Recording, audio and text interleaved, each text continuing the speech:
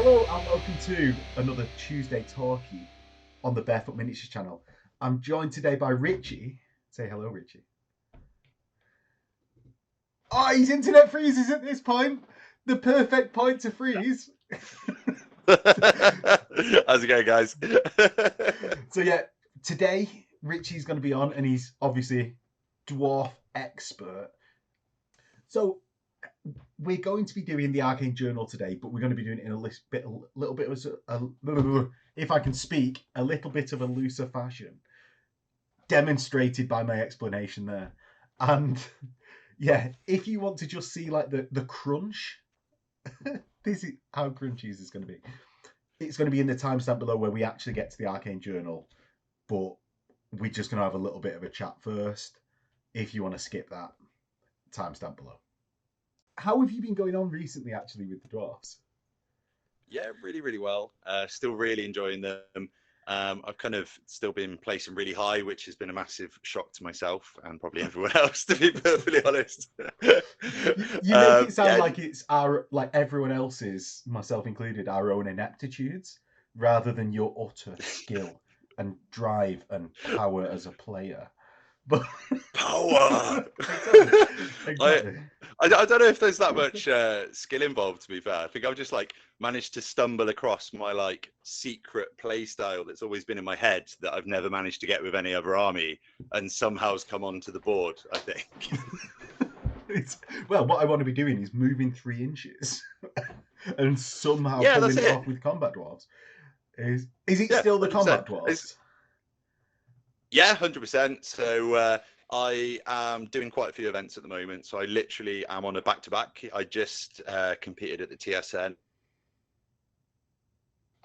in Nottingham, which are absolutely amazing events, and managed to do quite well with the combat dwarves. I took a Royal Clans list last weekend, and I took 2 blocks of Longbeards and quite minimal shooting, actually. I took 1 unit of Iron Drakes, the new Fireball Thane. So the...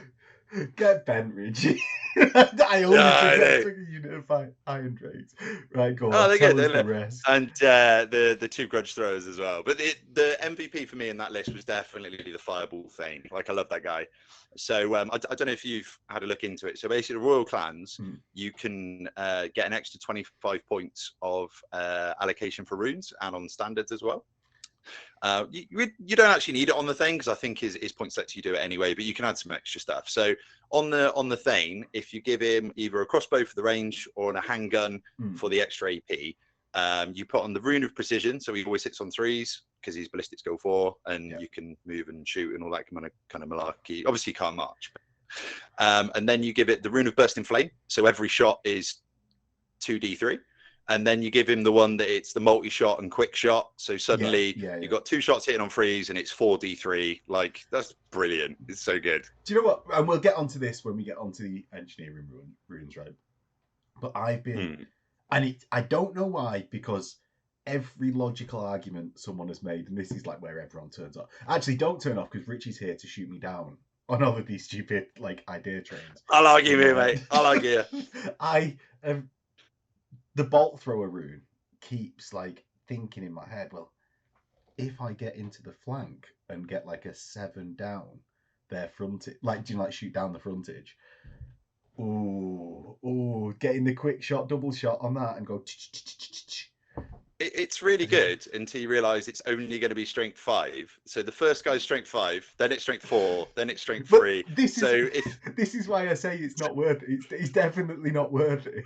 Like, just... I mean, if you do it against goblins, you can definitely kill like 4. Like, that'd be really good. I could definitely kill like 8 points worth of goblins reliably. Make quarter of my points back a game. Oh, 100%.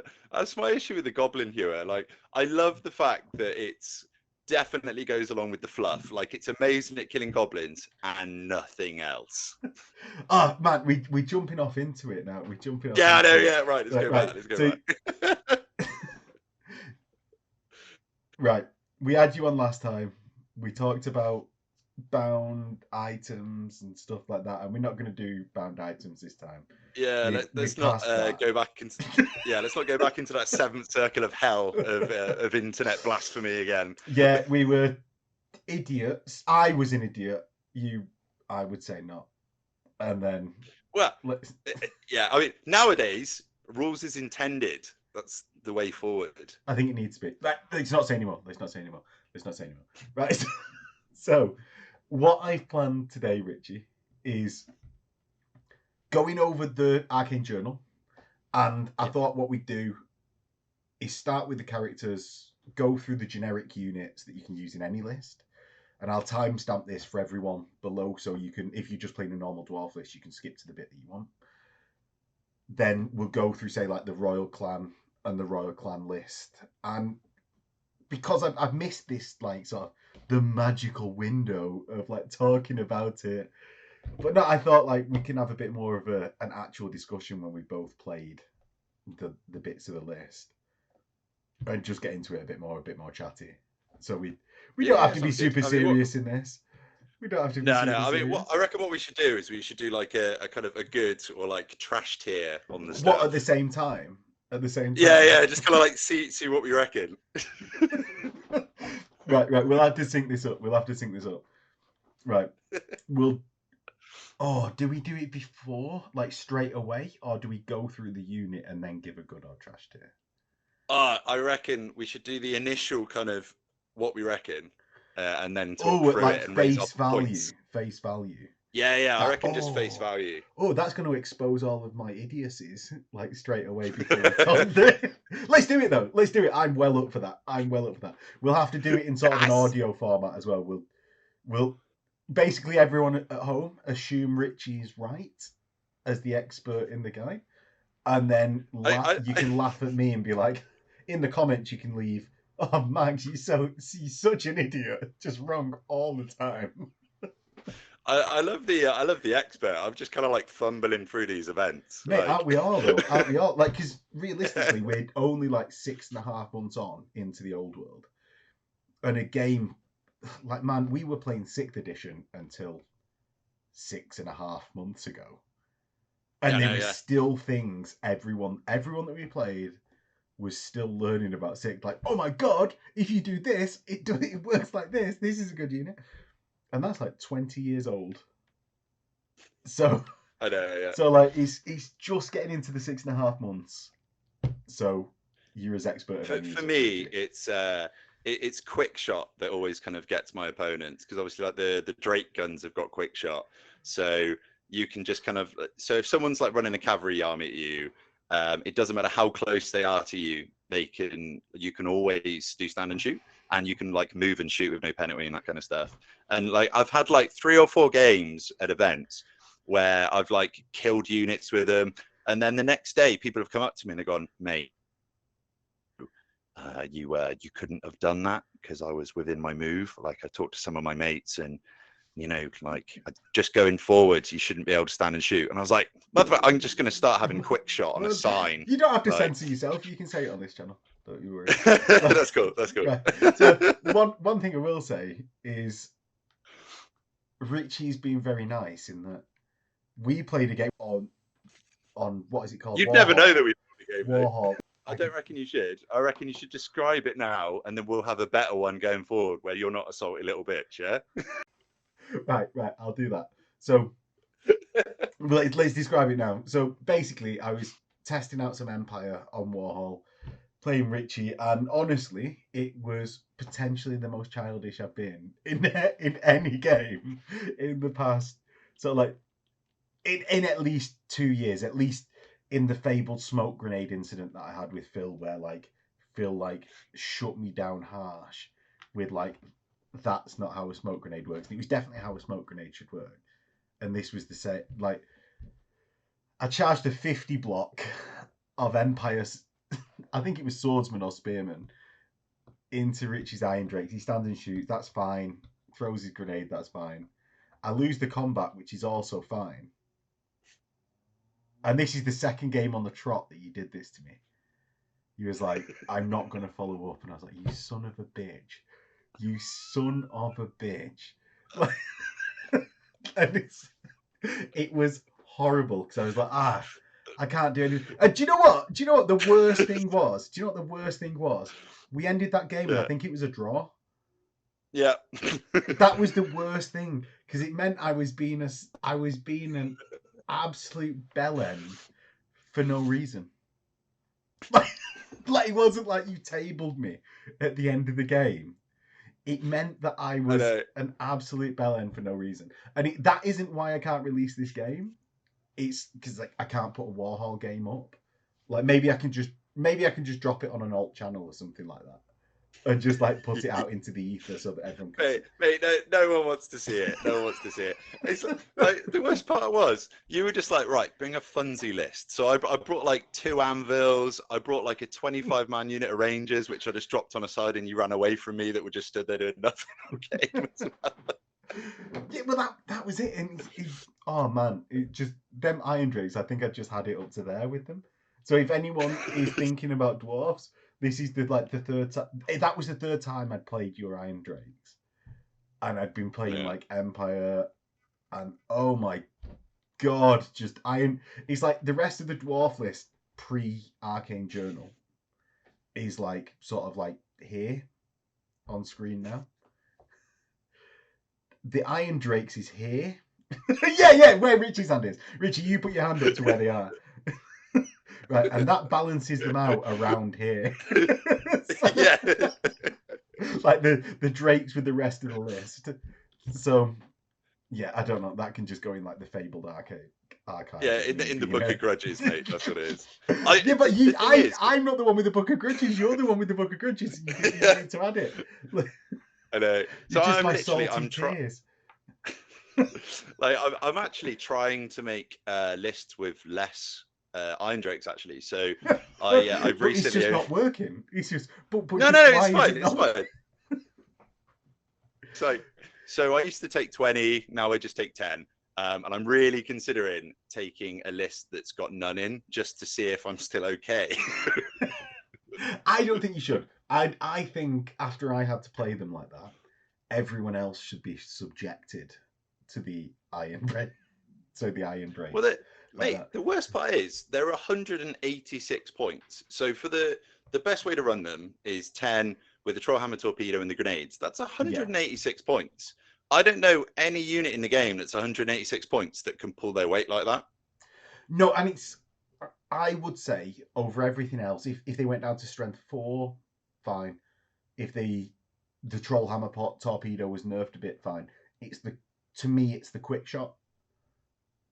Yeah. It's the quick shot allowing that, like, oh, I do lots of hits on the stand and shoot, which I'm fine with that. Because actually that makes sense. You're already a bit demoralized going in. Shooting units maybe did need a bit of a buff going in because shooting is, I don't know, I do think it's been nerfed a little bit, and I don't know why. As in, like, I don't know how they have actually done it, but it feels less impactful overall for like a handgun unit or something. But the Drakes, it's that quick shot that just does me in. Yeah. That just does me in. And saying this, I play dwarfs and I've got Drakes of my own, and it is the key. But shall we get into the Arcane Journal? Oh yeah, we should probably actually start doing at some point. So the first thing we come to, yeah. Don't worry, I've not forgot. The first thing is Thorgrim. Right. Is it on 3? Or is it after? Yeah, we'll go for on 3. We'll go for on 3, 2, 1. Dun. Oh, you were wrong. You waited till after I did mine. Yes, bad. No. So I mean, mine was going to be like super bad, to be fair. Oh right, so yours could be like dropped off the screen bad. Maybe that's what we could. If we feel super strong, it drops off the screen one way or the other. It goes down. Yeah. So Thorgrim, 250 point character. He's movement dwarf, weapon skill 6, strength 4, toughness 5, 3 wounds, initiative 3, 3 attacks, leadership 10. Fairly standard for dwarfs, right? Yeah. So I'll talk about the positives for me first, right? Yes. So 250 points. he's got the Rune of Smiting and the Rune of Parrying. So like that's a really expensive rune. So I think it's like So what are those runes? Like it's -1 to hit him, and it's Rune of Smiting is D6 wounds, right? Yeah, so D6 damage a hit. So I think the Rune of Smiting I think is 75 points, and the Rune of Parrying I think it's like 35. So you're getting over 100 points of runes on him, which means kind of a base point. So which is decent for a Thane. So that is probably the cheapest way that you're going to get those runes. So that's good. Also, there's a kind of a point of contention with the Grudge Stone. So if any of you don't know what the Grudge Stone is, basically he can march up the board, say he's going to drop his Grudge Stone, and the unit becomes unbreakable, but then it can't move again. So that's like a positive and a negative. So if you're playing like a game that you've got to hold objectives, you just take him up in a massive unit of hammerers or in longbeards or something like that, park him on an objective, and he's not moving. So hammerers? That's a good positive. We'll come back to hammerers. Carry on. Yeah. So like that's a good thing, but then that's also the downside that he can never move again. So if you're playing against, if somebody beats you in combat and then doesn't follow you up, they can just run away from you. Brilliant. Yeah. If it's going badly for them, they just disengage, run away, and then can magic you again. I know you've got the Dwarfen built magic resistance of 1, but it gives them such complete control over when and where they're, I suppose not where, but when they're engaging you. Yeah. And the ability to surround units. Yeah. I know unbreakable, good, doesn't matter about flanks and rear in sort of negative ways against you, but their ability to get combat res, win the combat, and your opponents themselves not having to take leadership tests because they've got multiple flanks, rears, broken your ranks, things like that, is in fact a big deal. It would be nicer if it was like old Grudge Stones where once you set it, you had no flanks and rear. Yeah, I think that would be really good. I mean, like the other downside of him is he's just not survivable at all. He's got 3 runes. He's got 3 wounds. Sorry, and he's literally like his armor's rubbish. So like he's got heavy armor and a shield. So he's going to be on a 4-up save, and he's got a 4-up ward against killing blow, and any wounds suffered from multi wounds. But he doesn't have a ward against just single stuff. Yeah, it needs to be all the time, doesn't it? To make him extra. And actually, just not being on Shieldbearers, it's such a bonus, both in filling out ranks to gain combat res. I don't know, that's actually, I should have said that second. Such a bonus in wounds and additional attacks that also helps in filling out ranks for combat res. 100%, because the dwarves are heavy infantry, so heavy infantry have only got to be 4 wide to get a rank, which means you only need 2 guys alive. So important for dwarves, because heavy infantry, when you're getting flanked, it needs to be 10 models to be able to break your rank as well, which is super strong. Yeah, he's with 4 total models plus your king on shield, which is the comparison point of Thorgrim. You've got a rank bonus and close order with 5 total models, 4 of which have been an ordinary unit. Yeah, and it just is lackluster compared to that. I know you gain unbreakable. Do you know what's better than unbreakable, which comes in when you lose a combat? Winning the combat. Yeah, 100%. For me, there was a couple of tiny changes would sort him out. So if he was on shields, so he had 6 wounds, and he always had a 4-up ward, 100%. For 250, he'd be really cheap as well. That he'd be in everyone's list, I think. Yeah, agreed. Right, on to Ungrim. Now, I have in fact got the copy that says he's got +2 strength, not 2 strength, on his axe. And if everyone out there doesn't know what I'm saying there is a couple of copies of the Arcane Journal floating about where the Axe of Dargo has strength 2.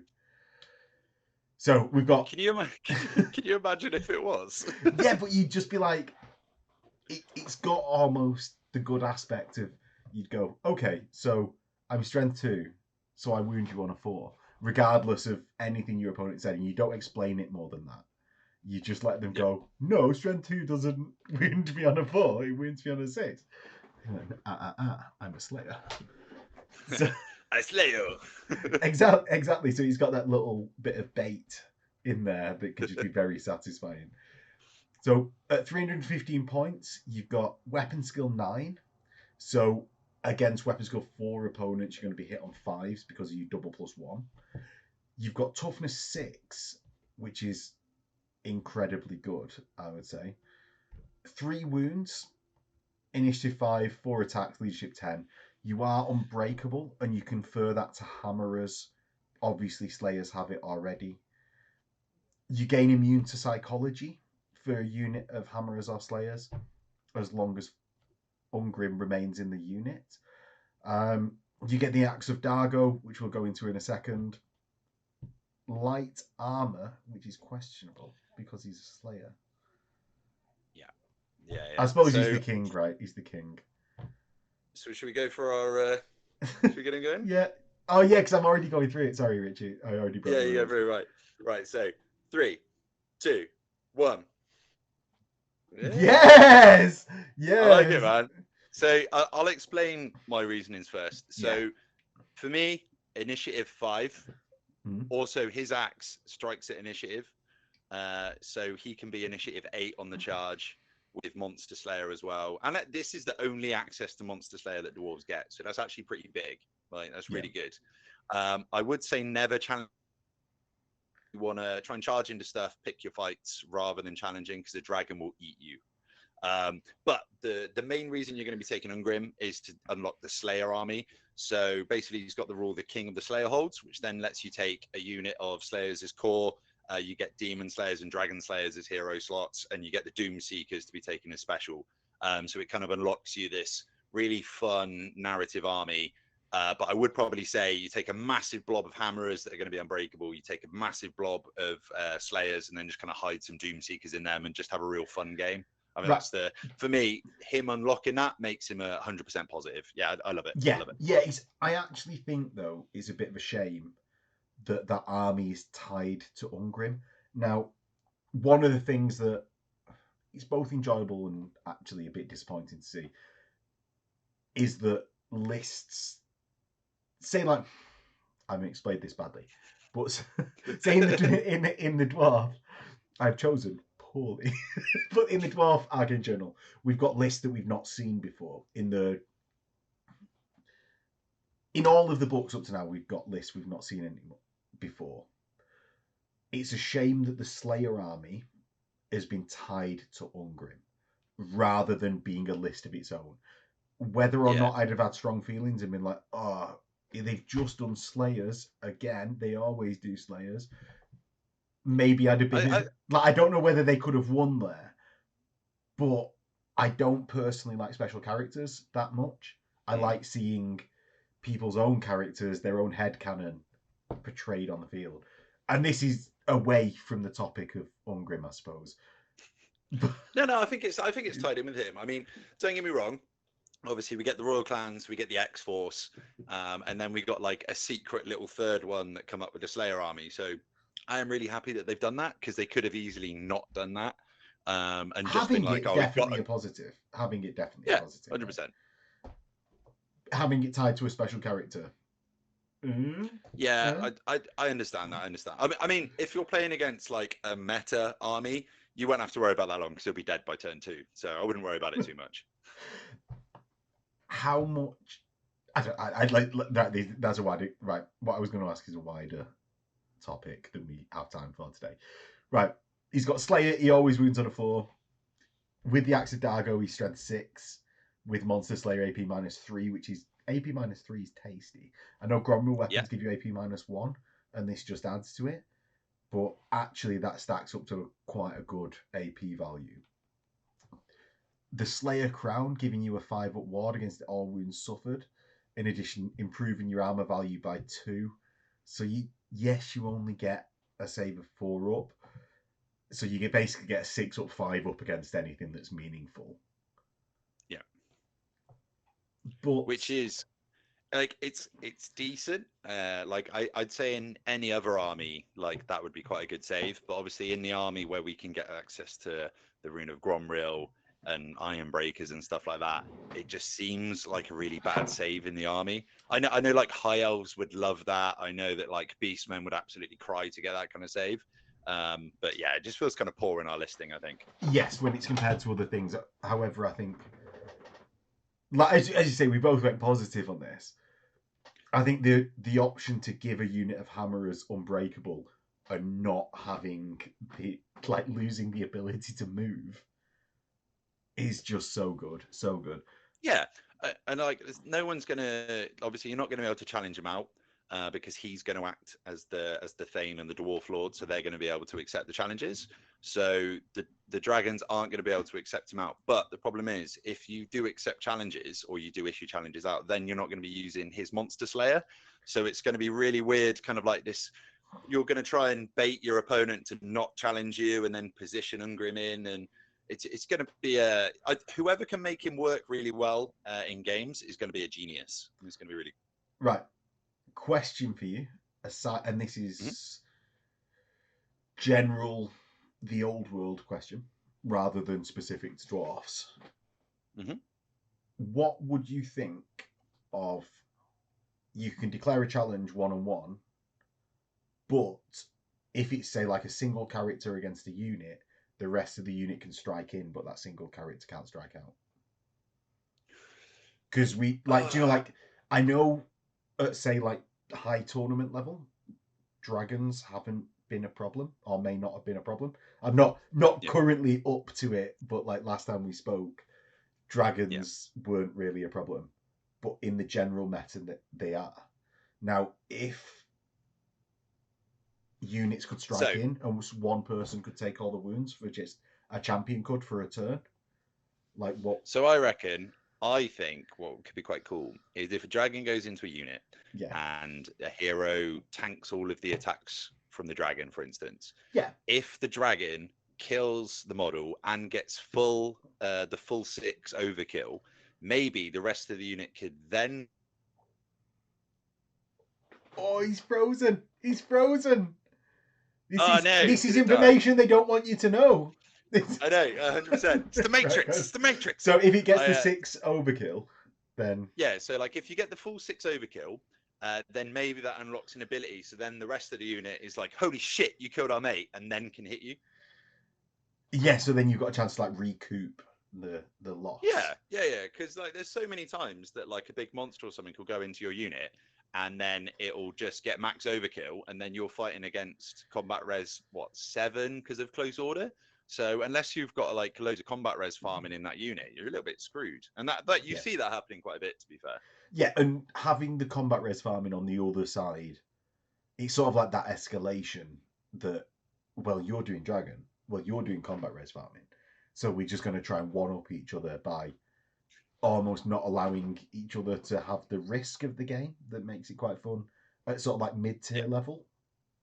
Yeah. Do you know, like, because there's the tournament way of playing the game, which is like it can be very high level, comes down to your positioning and then expected results, and then there's the mid tier, which like that everyone at clubs, and I'd say club level, that I am below, that you like try and win, and then there's the element of risk of I've just rolled badly and it goes badly. So yeah, I think it might even sort of that, but anyway, that's another day's conversation. We should do another just like bullshitting cast, Richie, because this is something that we should probably just talk about on a non-dwarf thing. Yeah, we can settle some grudges, man. Settle the grudges. And everyone can see me be an absolute child. Like, 'cause I've got no comeback to you anymore after that game. I've got no comeback anymore. So we got Burlock Daminson. Yeah. So this can be used. This is like an expedition or X Force. So my opinions on this guy have actually changed recently. Do you know what? I'm going to stay neutral on him. Like I will bow into ignorance. That's what I will do. So you just tell me. So So I was initially like, this guy is shit, right? Like his weapons are useless. He's just crap. Like you need to put him in a shooting unit, and his range gun is range 10. Do you know what I mean? Like it's just that's no point. But it is the range finding optics. Yeah. So the range finding optics with this guy, and then you link that into the X-Force special rule where you can pick one unit of Thunderers per 1,000 points and give them move and shoot with no penalty. Suddenly, they've got move and shoot with no penalty. They've got the no penalty for long range. So you put them in so you have him in a unit of like, I don't know, like a 20, 30 man unit of Thunderers, for instance. So you get him in them, and then you get a couple of engineers or sappers and give them the fireball crossbow or the fireball handgun, and then give another one your trusty crossbow one. So suddenly is that just to throw me a bone? Yeah, just throw you a bone. But then suddenly, because they're in the unit, they get that, and the unit suddenly it's just nails. Like you're hitting on like 3s or 4s anywhere on the board and moving and shooting. Yeah, right.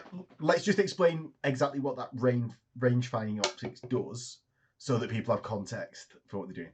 So, unless you're fleeing or engaged, you're like Burlock is fleeing or engaged. Once per turn during the shooting phase, a friendly unit of Quarrelers, Thunderers, or Dwarf War Machines that's within his command range, so that will be 10 because he's leadership 10, or if he's general, then 12, can re-roll failed to hits of a natural 1 or re-roll a single artillery dice. In addition, you do not suffer the -1 to hit modifier for shooting at long range. Yeah. So essentially, like what you said included in that, but it just hopefully gives everyone at home a little bit of like. So basically, guys, what you be doing is you've got a massive unit of Thunderers, and they're always hitting on 4s, re-rolling 1s, and you can kind of move up into range as well, because kind of like the 24-inch range can be, because obviously when you start and you're 24 inches apart, you can't hit each other. So normally you'd be ponderous at -2 to hit, and then you'd be an extra -1. So suddenly you're on -3 to hit turn 1 if you get the first turn. But this time you can just move all your shooting in range and absolutely pepper their front line. So that kind of changed my mind on this guy. On my initial read through, I was like, oh, he's useless. Now, really good, actually. I think there's going to be a lot of play with him. And I think when some people can work out how to make a good X-Force list, you're going to see him in a lot of them, I think. Yeah, I also think he's got one of my favourite named special rules out of the game. This is so far aside from game rules, but it's stand back, chief. Like I got this. Yeah, exactly. Settle down, stand back, chief. Like it just, and you can have fun saying that to every opponent you ever have. Oh, stand back, chief. Yeah, exactly. You've got the cadence. Is that what? Right. So those are the special characters, and let's move on to the generic units that you can just use in any Dwarf Olds list. So the first one I've selected for us, Richie, of the generic units is the Doom Seekers. And then I thought we'd do the Runic Tattoos straight after Doom Seekers, because it sort of like follows on. They can take Runic Tattoos and stuff like that. See how there's logic to my mind in this, or at least was when I selected it. There's non-logic now.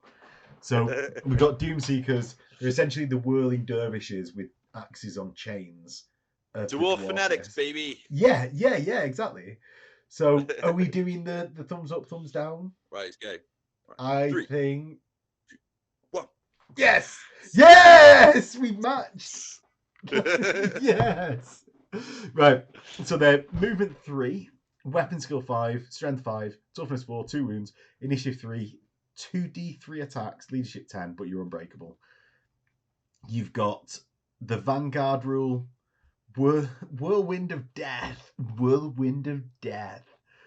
Impact hits D3 plus 1. First to the fray. Let's just go through the ones that we don't know. So they're worth no victory points because they're Doom Seekers. If you're still alive, the enemy player gets that number of victory points. First to the fray means when you charge, you essentially get Demi Swift Stride. So you gain plus D3 to your charge roll, which is pretty good for a dwarf. Man, that's sorting out one of the problems with the carts. That's later, Richie. That's later. I know, right? You get Demi Swift Stride essentially of D3 rather than D6. And Whirlwind of Death. Impact hits caused by this model are using the profile of the Whirling Blades of Death. In addition, the model makes a roll to wound. On a roll of 4+, it's always a success, essentially like the Slayer rule. And you can take 50 points of tattoos. Which is amazing. Yes. But you can also give them weapon rune upgrades as well. So the tattoos and the rune upgrades. So you could spend loads of points on one of these, and you can make it a little murder fuck ball, basically. Right. Okay. So your weapon skill 5. So yeah.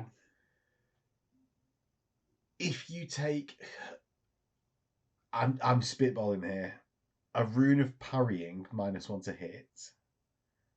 You're getting hit on 4s anyway. That goes to 5s. Because I always sort of think of Slayers needing defensive bonuses. Do you know what? What do you think? Right. What do you think?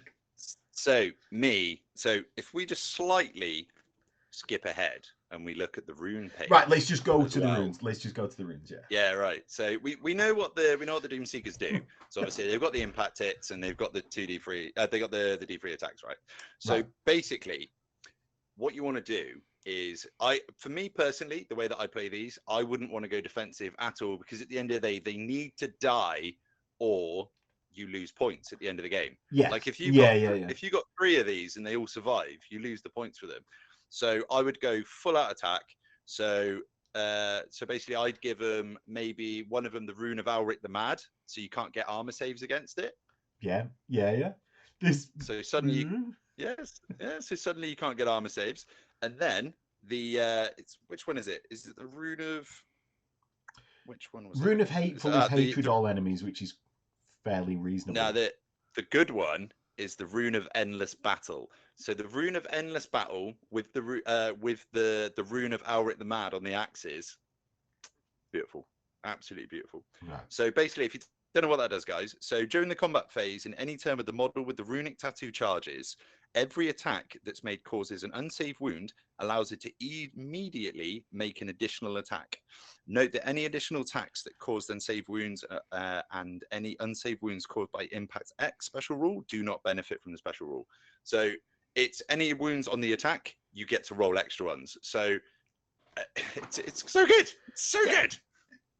Yeah, and this, as I've read it, isn't coming out of your rune allowance for the weapons rules. Obviously it's not, because it's a runic tattoo. It's not coming out of your rune allowance that's in the profile, so this is in addition. So you're getting that Rune of Alric the Mad to not allow armor saves, and then Endless Battle on top of it. Obviously you want to roll high in your 2d3, but you've got an average of 4. All you need to do then is wound at strength 5, and you're always wounding on a 4, so you're averaging 2. Like, even if we just a lot of the time you'll be better than that, but let's just take the 2. You then make 2 more attacks, which is very good. Yeah, with no armor save allowed. So you throw that guy at a dragon. So if someone's got like a 2-up save dragon, just throw him at it. Hope for the best. If he dies, he dies. We're going full Drago on it. Yeah. If he dies, he dies.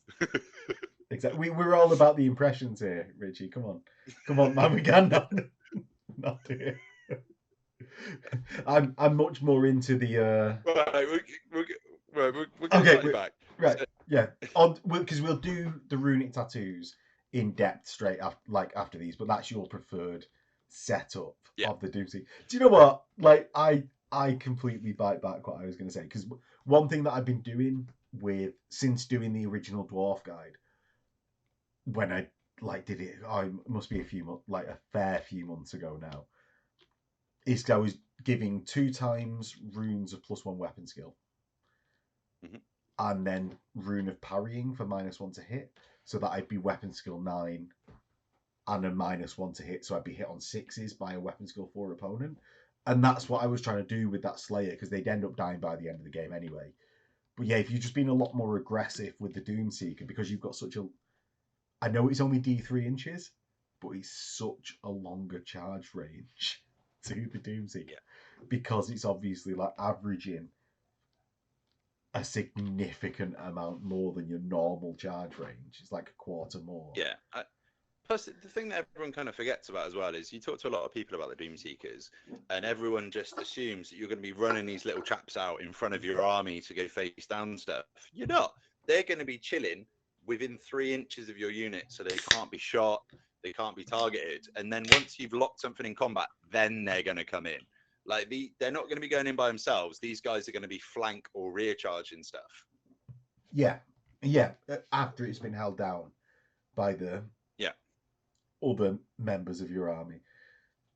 And actually, they're dogs of war as well, so you can be taken in both dwarven mountain holds, empire armies, and also like royal clans get them as mercenaries, right?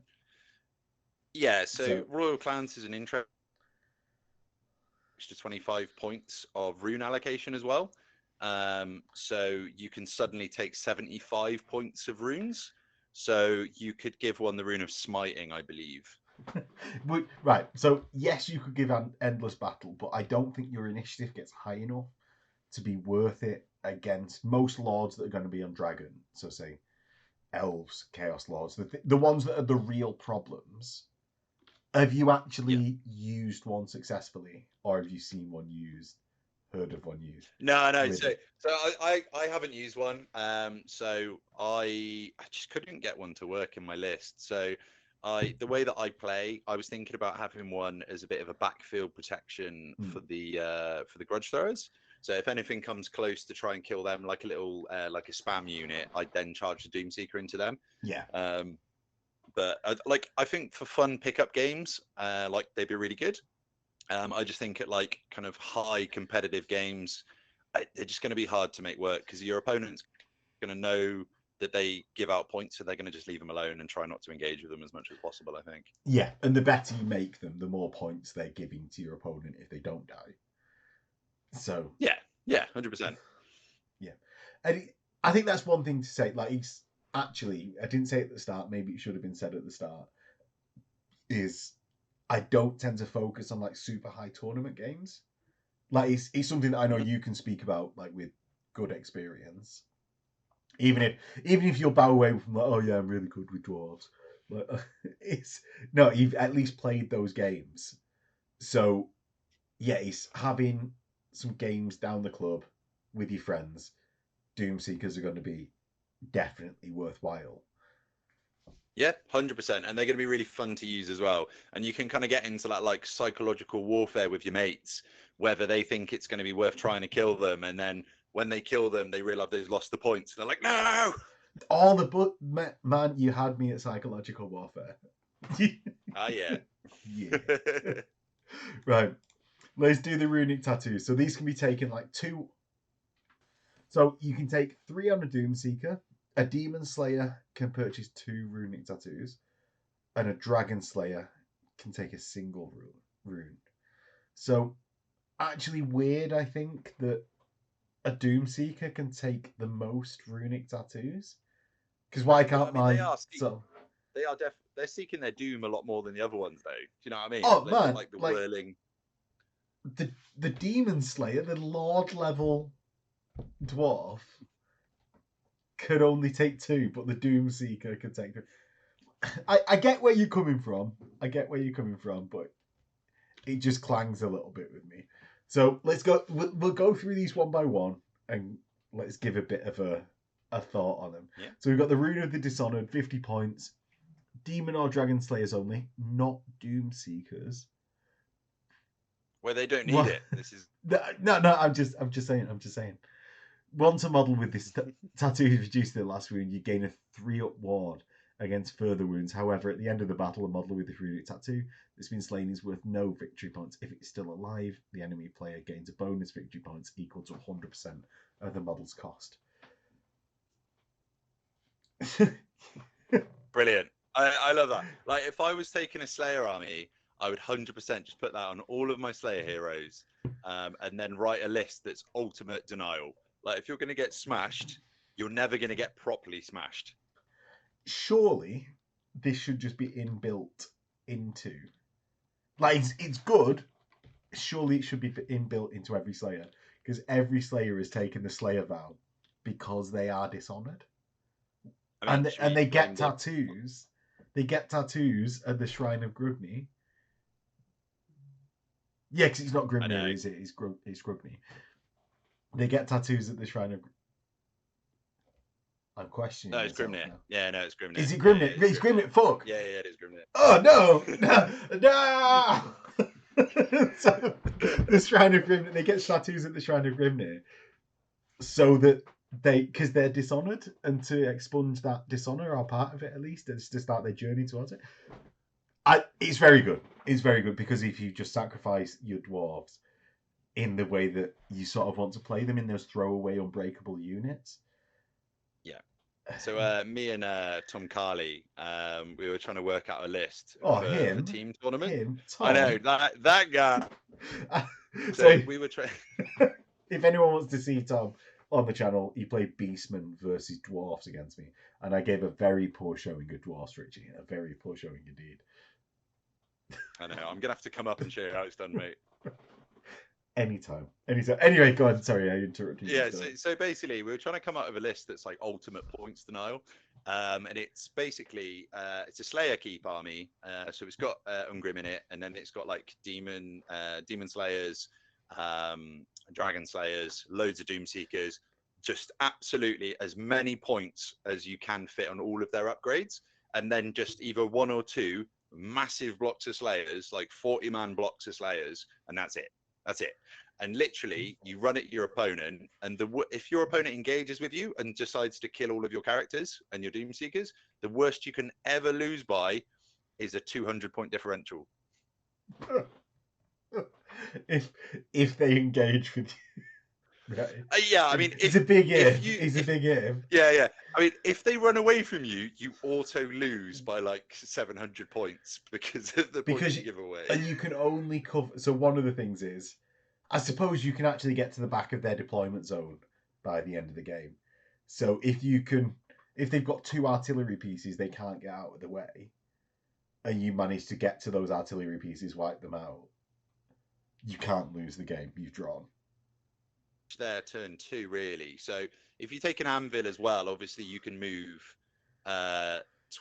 take an anvil and a cart and you can move 24. Is that not giving away more victory points to them from killing things? Yeah, no, 100%. But if you've suddenly got a massive brick of like 50 slayers in front of you, you're probably going to have to... a single brick of 50 slayers. A single brick with all your heroes and the doom seekers in it. Right. Okay. Beyond the scope of the Rune of Dishonored, the Rune of Endless Battle. Mate, I'm cutting you off, Richie. It's too mental of a topic to go into. So we got big brain plays, mate. Big brain plays. Oh man. We've got the Rune of Endless Battle, 40 points for every unsaved wound you make an immediate additional attack. We like this one. Yes. Well, it's good regardless of what point you're in. Having 2 Runic Tattoos, you can have Dishonored and Endless Battle. You're increasing your points. You're increasing your points that you get if they die. And then if you have it on your Demon Slayer, so long as you get it into combat, you're getting a lot of points back. Yeah, what's not to like? Oh no, I've invested more points in the thing that's giving me points for dying. Yeah. Oh no. And it's sort of a lot of them work down the list like this.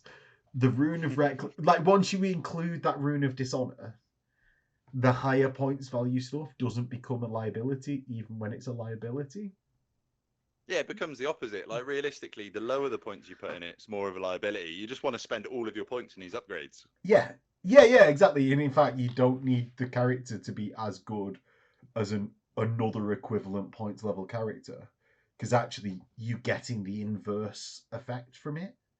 Like, yes, in battle you might be getting the same effect of that you want to win a lot of combats, but at the end of the game victory points, you're actually getting the inverse effect. The only thing I will say about the Rune of the Dishonored and Doomseekers and kind of stuff is we're all talking about this as a massive positive, but technically you're planning on losing. Oh no, I want my unit, my brick of dwarf warriors to win the engagement. I just also happen to want my Doomseeker to lose to die at the same time. Yeah. It's not that I want to lose the combat; it's that I want to lose the Doomseeker. This is true, but that's the thing though. Like, you just take the challenge from the dragon, your guy dies, and you go, "Ha! That was 300 points you're not getting." Yes, yes. Right. So we've got the Rune of the Reckless. A model with the Runic Tattoo gains Frenzy, and during the combat phase has a +1 modifier to their rolls to hit. However, enemy models get +1 to hit you. Only a positive. Like, it's easier for you to hit and you die easy. Yeah, positive all round. Yeah, it's the only thing that sort of, and this is a very academic point, is that Frenzy can draw you out in situations. However, with such a small charge range as a dwarf, the downsides of that Frenzy is mitigated a little bit because you can't be drawn out that far. So, yeah, how bad actually is it? Yeah. I mean, I would say that if you have a unit within charge range of one of these characters, you're probably going to be charging it with other stuff anyway. Like, I can't really imagine, because what people will do is they'll try and get just outside of your charge range and they'll wait for you to make a mistake, and then there's that kind of like posturing. Yeah, there's the interplay like of the so like the standoff range that you tend to get. Yeah. So I think if anyone comes within charge range anyway, like, it doesn't really matter. You're going to try and charge, I think. As a dwarf, you might as well, I think. I think you might as well. Especially in Royal Clans for the +1 strength on the charge. We'll get there, Richie. I'm holding him off, everyone. I'm holding him off. I'm going to slowly just say stuff until we get there, so there's nothing left to say. That's the plan. Do you know what? I'm not mad at it. So you got the Rune of the Hateful for 30 points. You get Hatred all enemies. Hatred is rerolls. Rerolls are good. Yeah. I like Hatred. You got the Rune of Grit, 25 points, +1 toughness. Toughness is good, but obviously you're making yourself harder to hit. If you want your characters to stay alive, if it's something like someone without the Rune of Dishonored, maybe you want them to stay alive. It's 25 points +1 toughness. It depends how you're setting up your army. Say my Demon Slayer build where I'm getting weapon skill 9 -1 to hit. I'd probably want something like a Rune of Grit on there to make it more of a hold up in the army, and it sort of like ties into what that Unbreakable Slayer is doing. If you want to lose the Slayer, obviously a defensive buff is not what you want. Yeah, I mean, that's just the thing with the list, isn't it? You're either going to try and create a speed bump, or you're going to create something that holds, or you just want to create like a little glass hammer. So I think this for a speed bump would be quite good, I think. Yeah, well, it's nice that dwarfs now have that option of there's not just like a best way to set up something. I know like runes were already quite flexible in that. You could do what you wanted, but there were a lot of like sort of traps that you could get into by investing too much into runes, or just it not be like, oh, it looks really good to have -1 AP, but actually I didn't find it that great when I actually played it. Yeah. It's good that you've got more options, I think, now with these Runic Tattoos in Demon Slayers, which needed a buff, I would say, because they were not great. A massive hindrance, I think, would be the most charitable I could be from having played it at a tournament and then in a couple of games. The Rune of the Dauntless, 15 points. A model with this Runic Tattoo must always issue and accept challenges, and during a challenge may reroll fail to hit rolls. Sort of like the Rune of the Hateful. If you want to just tie things up, this is the way to go. But if you want to give away more points, not give away more points, give away to yourself more points, with the Rune of Yeah. Dishonored, you sort of want to So go Rune of steal them. Hateful. Steal the points from Yeah, your opponents. that's the better way. It's almost like you should have a YouTube channel of your own, Richie. Come on. Like, where is the channel anyway? Where is the channel? I know. Well, I've got an Age of Sigmar one. Ooh. No, But, it's I haven't like the posted- Da We Love channel. That's it. That's what he wants to be. Is Da We Love all the time. I know. I'm gonna. Da We After Dark. Da We After Dark. Yes. Do you know what? If Richie hasn't done Da We After Dark by the point this video is out, I would be very disappointed. It's gonna happen, mate. I'm literally just gonna go straight on and change the name of my channel. That's what's happening. Oh man, you need to Rebrand, baby. Rune of the Wrathful, 15 points is +1 attack. +1 attack is always good. 15 points is quite cheap for it. Yeah. I mean, it's a lot cheaper than the Rune of Fury, so good. I like it. Yeah. Warrior's Rune, 10 points, +1 weapon skill. It's cheaper than +1 weapon skill through runes on weapons. Yeah. We're getting down into the lower points. It's harder to be excited about them because they've not got so dramatic. Yeah. Although, if we do go back slightly to the Rune of Wrath, so that's quite an interesting one, because if you go on a Doomseeker, for instance, if you give them 3 runes of Fury and the Rune of Wrath, that's an extra 4 attacks. Ooh. So you're 2d3 plus 4 attacks.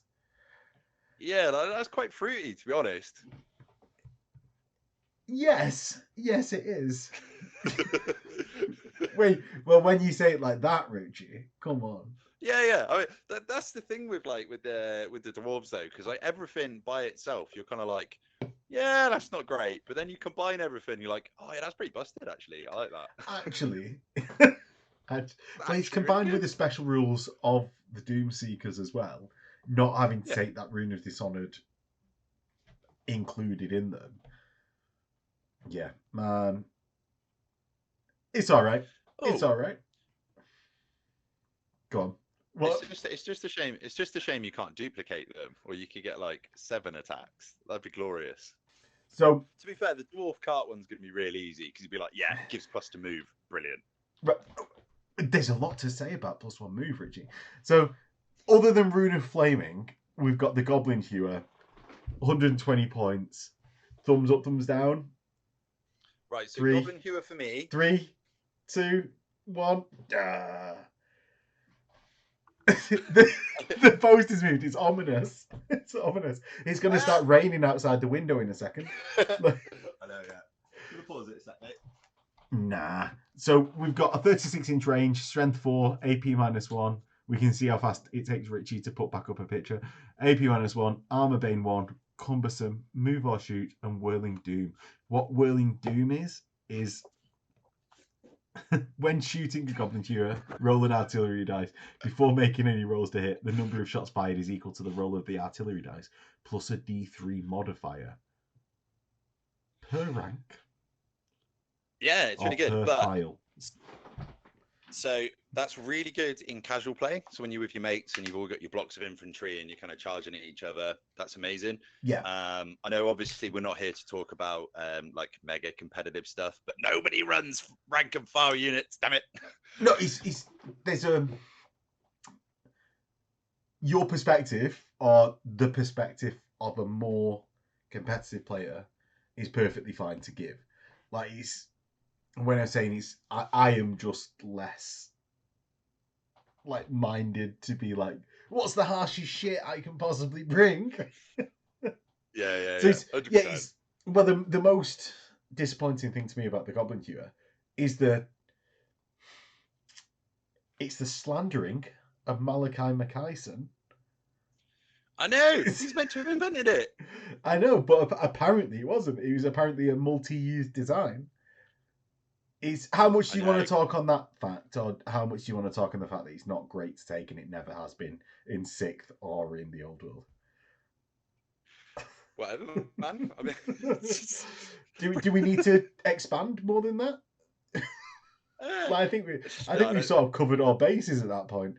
He's strength 4, AP -1. I'd just take Like for half the points, you can take a bolt thrower that ignores people's wounds. Maybe it's 80 points for a bolt thrower that ignores people's armor save. Sorry, but do you know what my biggest issue with it is? You hit on 5s. BS3 normal. That's -1 for long range.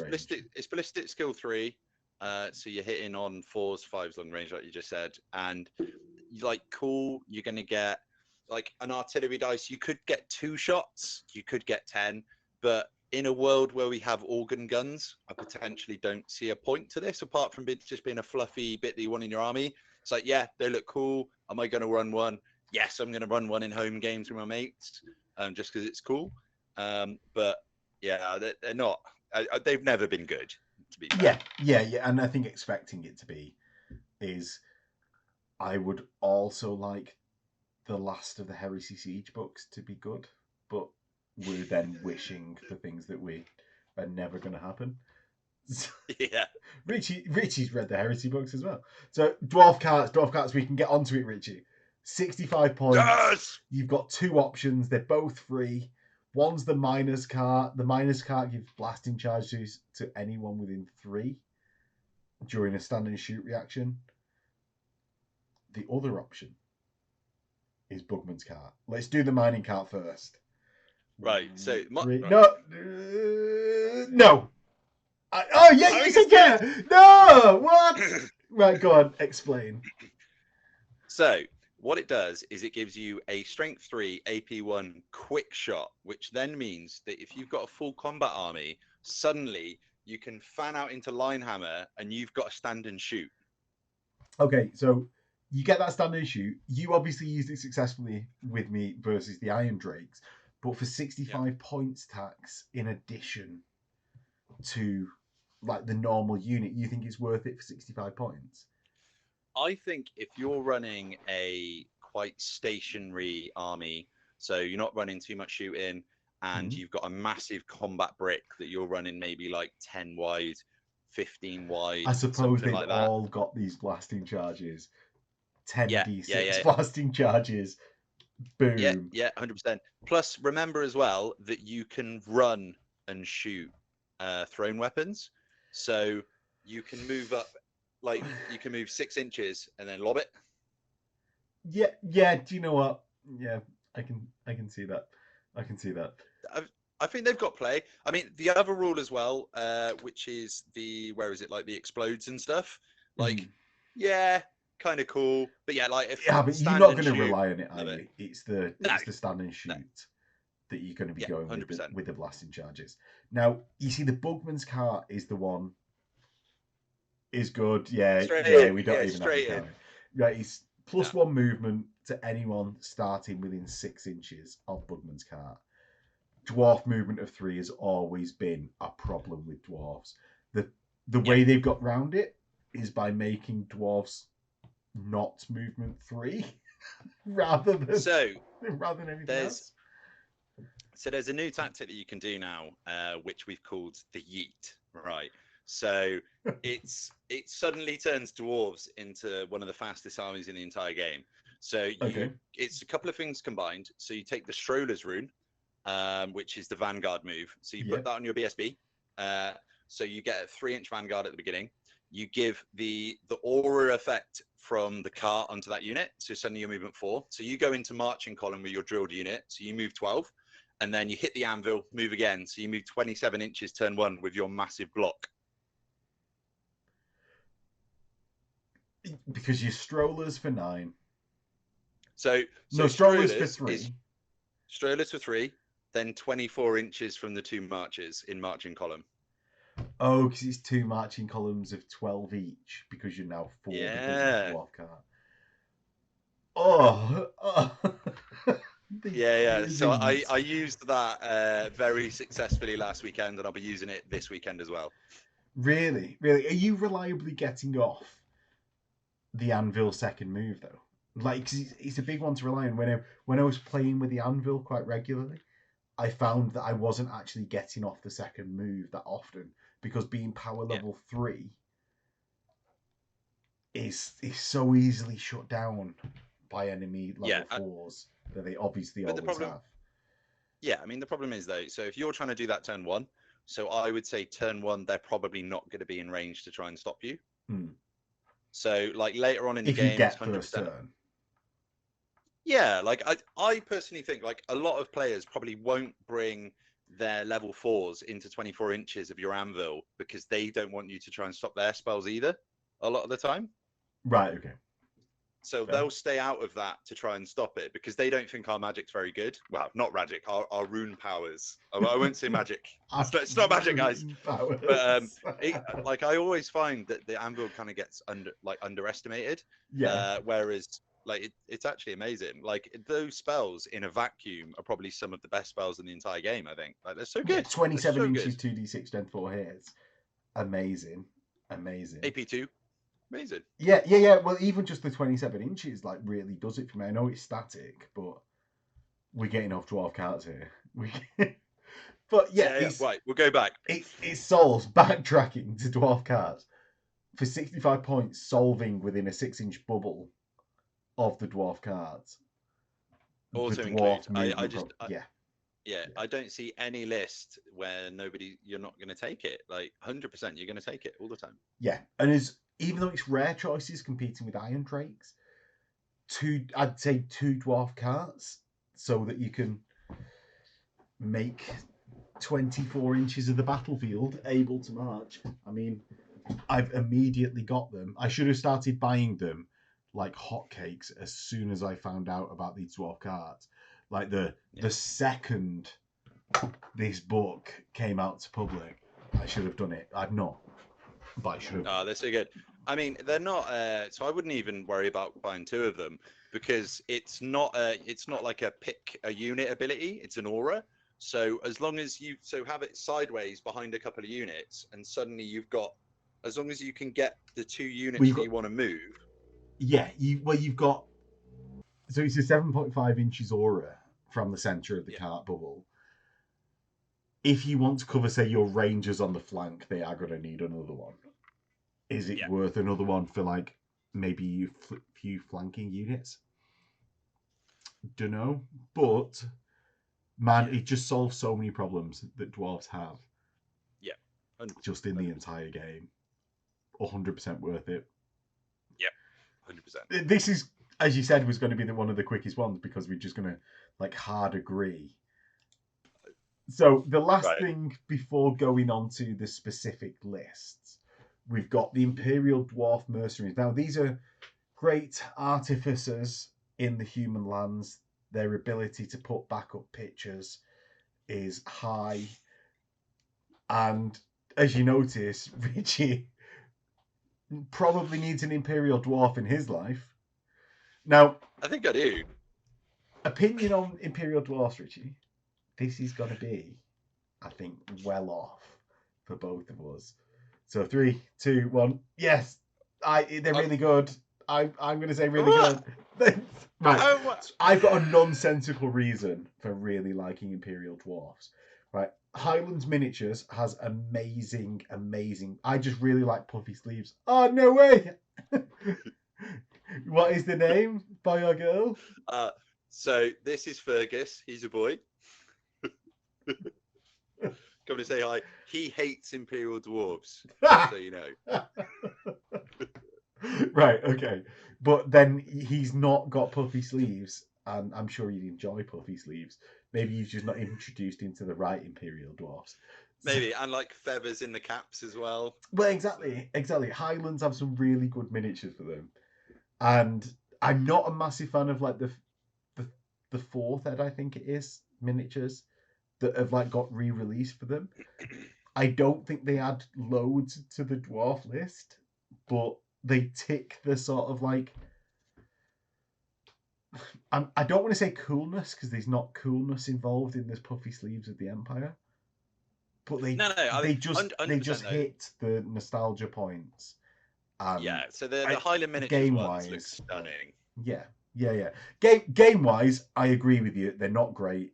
Thrusting spears as well as like heavy armor, because you need to take heavy armor on them. Otherwise, you might as well just take a normal human. Makes them 10 points. And they're just too expensive at that point. Why would I have them? Because I've not even then got drilled and veteran yet, and they're 10 points. I could see the potential use for them in an Empire army. So you've got like a little bit of an Anvil unit potentially.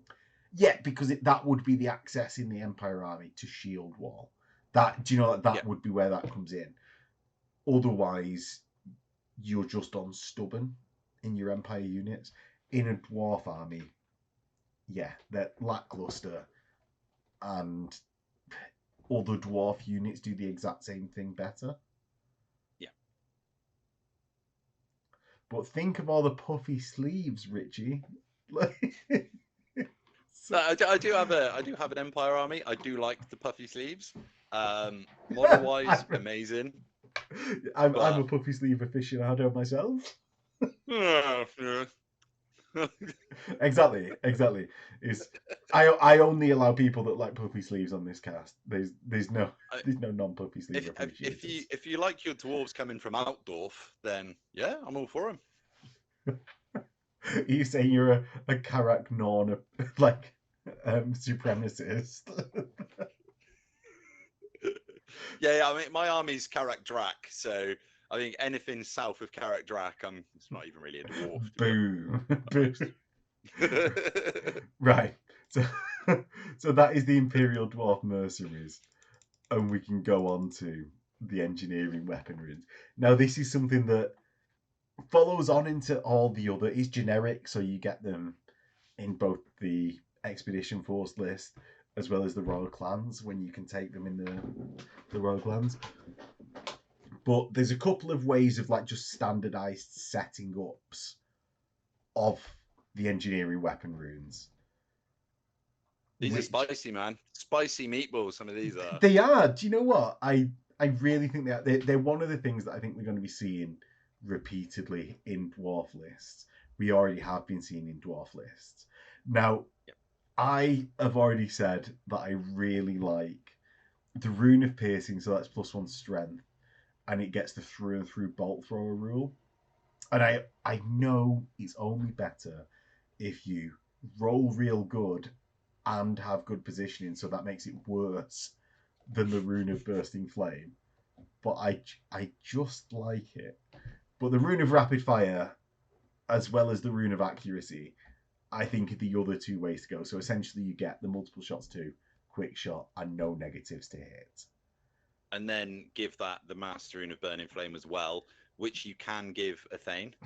Well, if we're just going with the best way, Richie, if we're just going with the best way. It's the only way. I don't know. Yeah, it's my top meta pick for the week. That's it. That is, I think, like I even know I'm sort of not stupid saying it, but I already know I'm never going to get into that situation, or it's going to be very rare that I get into that niche situation where the Master Rune of Piercing is better than the Rune of Bursting Flame. But there's just something that, but I could just like use superior positioning to get into that situation. But no, it's definitely, as you say, Rune of Bursting Flame, Rune of Rapid Fire, and the Rune of Accuracy. Is there any others that you think are worth it?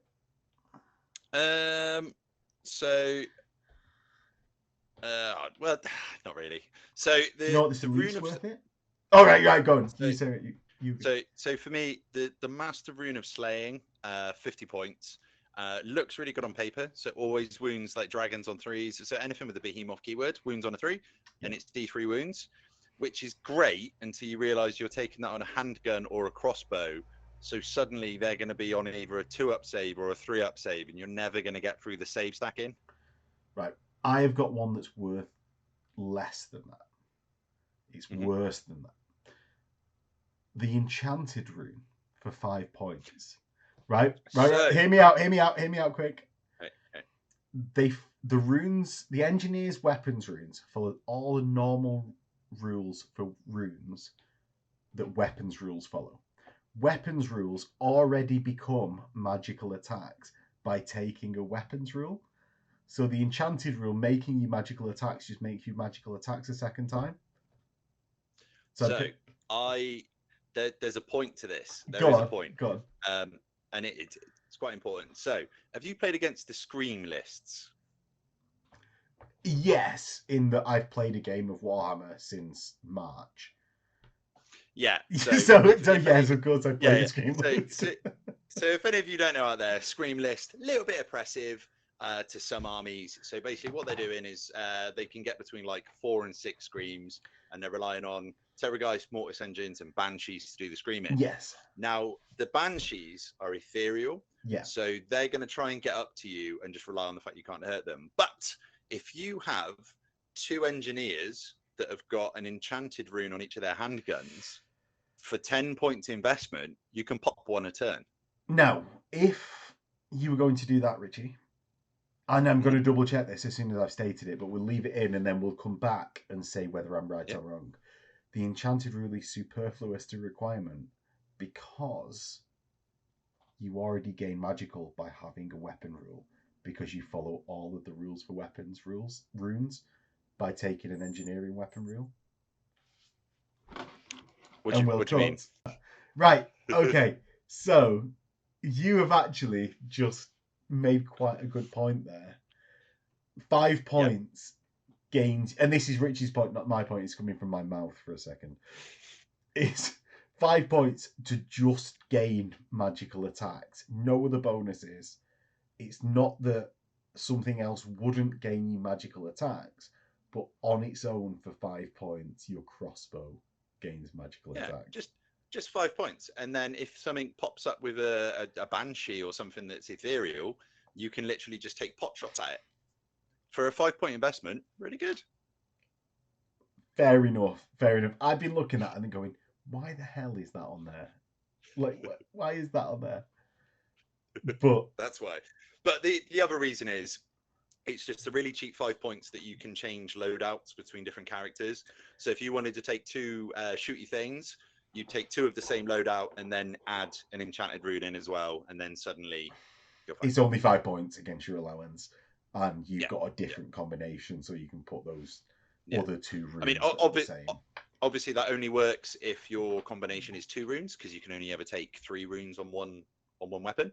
But if you're trying to get the same combo twice that's 2 runes, then just chuck the enchanted rune in and you can do it twice. Yeah, but if you've got 2 Thanes and you take the Master Rune, I suppose you can't take Master Rune of Burning Flame on 2 things because it's a Master Rune.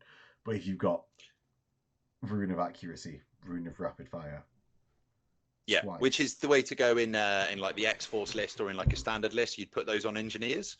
So you take the Rune of Accuracy, Rune of Rapid Fire, and then to be able to take that again, enchanted rune. Done. Well, shall we go on to the Expeditionary Force straight away after this? Right, let's go on to that straight away.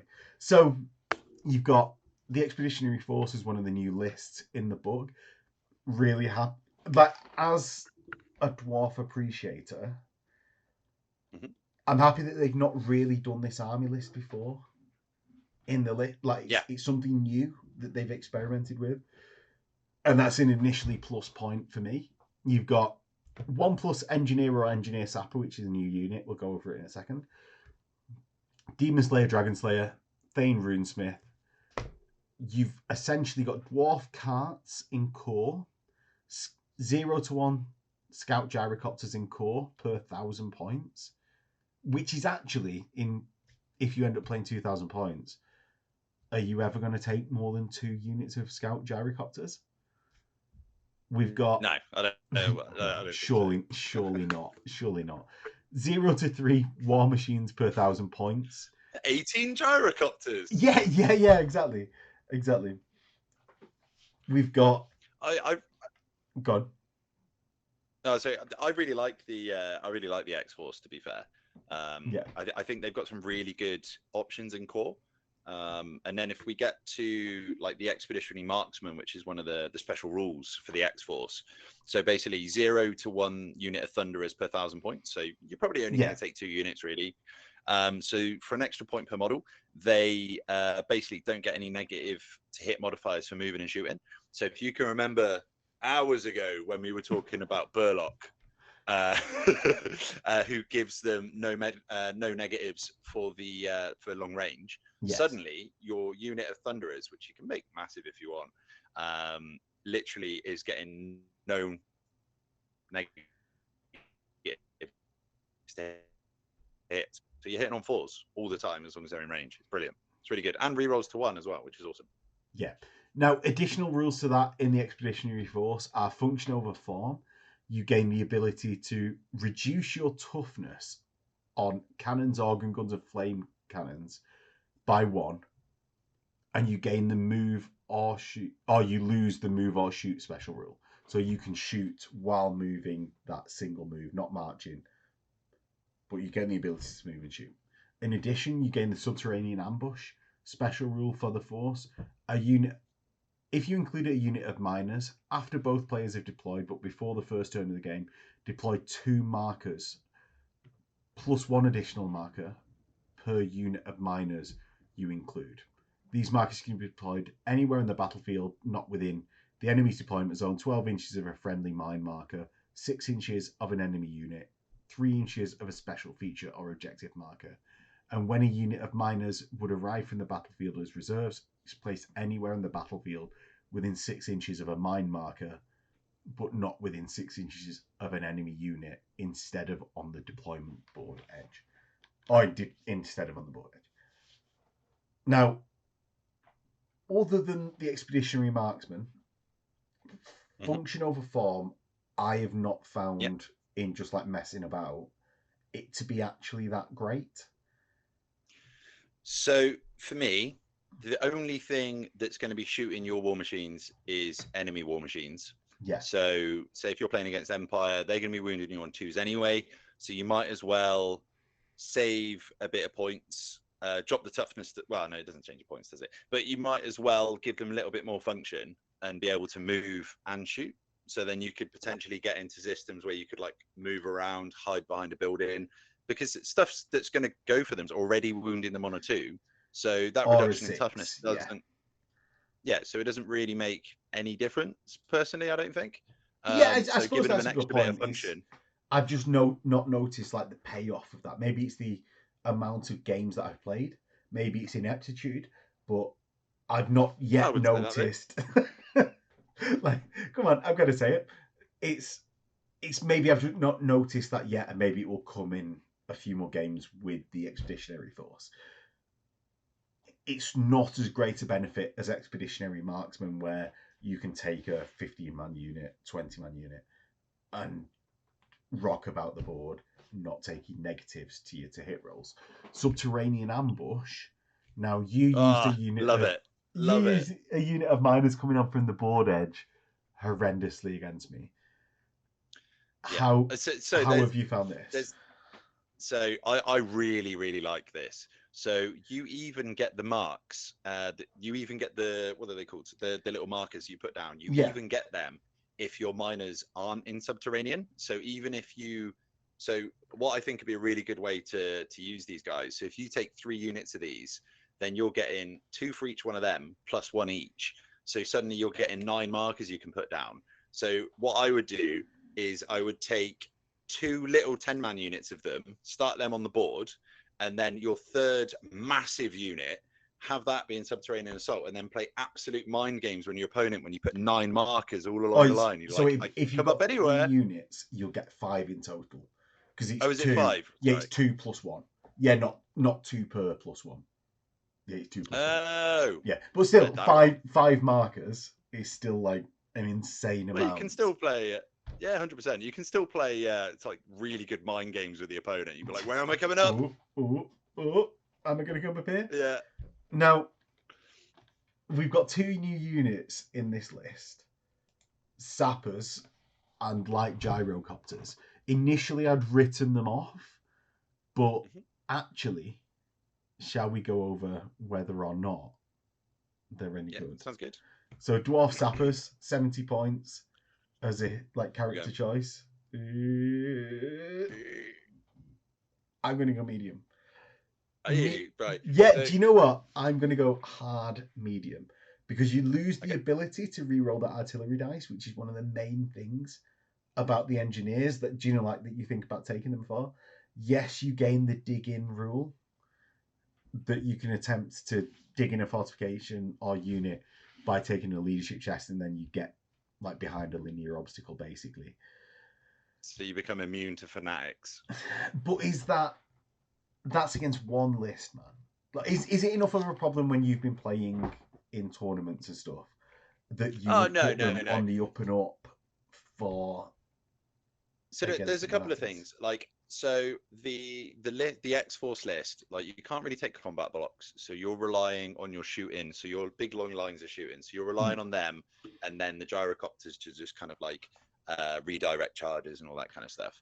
So the ability that this guy's got to give your unit of shooters a cover save, because they're going to be behind a wall, so stuff shooting at them is going to be at -1, and then you're giving them the chance to survive fanatics, so fanatics can't hurt them. And then you've also got the hostile terrain. So if an enemy unit charges into them, they have to take a dangerous terrain test. It's just loads of little things that kind of keep adding up that gives your gun line a bit of a better chance to survive. Yeah, like 1 in 6 of the enemy dying is a fairly good rule to have. 100%. Yeah, I can see that. I suppose I can see that, and I suppose also the list doesn't fall into the trap of you getting so many characters that are so expensive, of pushing you into having an engineer or engineer sapper as part of the list, rather than having a like expensive king or whatever. Actually, I think helps out with dwarf list composition. Because then you can take more guns. That's what the X-Force is all about. It's more guns, and then the sappers and burlock and stuff like that are just little extra tools to get them a little bit better and a little bit better, and they're more of an army buffing instrument than being a kind of a beat stick hero. I like them. I like little tech pieces like that, personally. Yeah. Now, scout gyrocopters for 60 points. They're a similar cost to the actual normal gyrocopter. What you get is a weapon skill 4, same as a normal gyrocopter. Strength toughness 4, 3 wounds, 2 attacks, leadership 9. Monstrous cavalry, 50 by 50, unit size 1 to 2. You've got a clatter gun, heavy armor instead of full plate. Fire and flee, same. Fly 10, so you get an additional bit of move. The two big things, though, the big things is ballistic skill 4 rather than 3. Yeah. So they're hitting better. They are hitting better. But the toughness being 4 was it's a bit savage. That is a bit savage. What, going down by that 1 point from 5 to 4? Yeah. So like the hitting better is loads better. Like, they're going to be bowling around hitting on 3s and 4s, which is going to be really, really good. But dropping down to toughness 4, so they're going to be dying as quickly as normal dwarves. I know a lot of armies would absolutely die for toughness 4, but that is a big drop, isn't it? Yeah. Because gyrocopters are so good as is. And I also think actually the downgrade to a clatter gun at strength 4 is a big downgrade for me, at least. It's like, I mean, I can get that from just some Thunderers, much cheaper, Quarrelers, much cheaper. I'll just do it there and not have to worry about like not marching my gyrocopter to gain a few 100%. I actually I really struggle using gyrocopters personally. Like, my brain kind of doesn't work in that way. Like, I'm terrible with gyrocopters.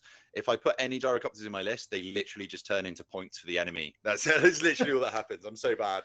Like, I hear loads of guys that get like really good tactics with theirs. I'm terrible. So I'll leave this down to your expertise, because I'm crap with gyrocopters.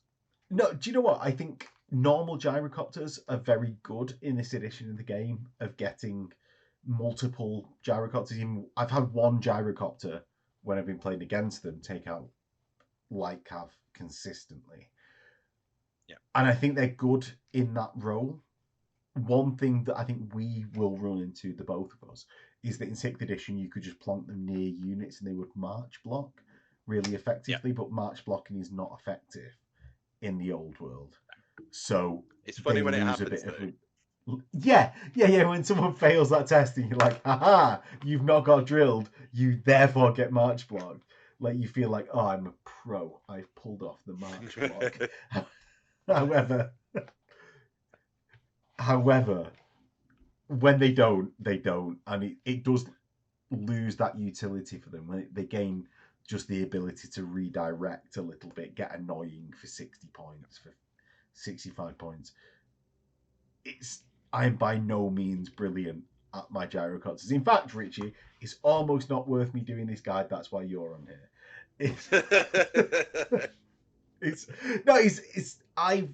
I would prefer to take normal gyrocopters over scouts. Yeah, 100%. Every day. I kind of can't see a point to these apart from just filling up a bit of core if you need to. I can't see a point at all. Tell me this, right? This is one of the rules that I can't see a point to. Hit and run. When I win a combat, normally I would want to follow up. There's very, very few situations where I'd ever want to fall back in good order. It's actually a very fluffy rule. What I do commend this rule for is giving a different usage and a different option to a unit. Whether that option's useful, I don't really see it as such.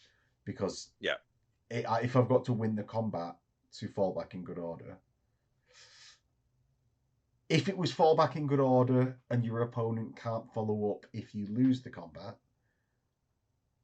excellent, because that's like a hit and run, and you're expecting to lose.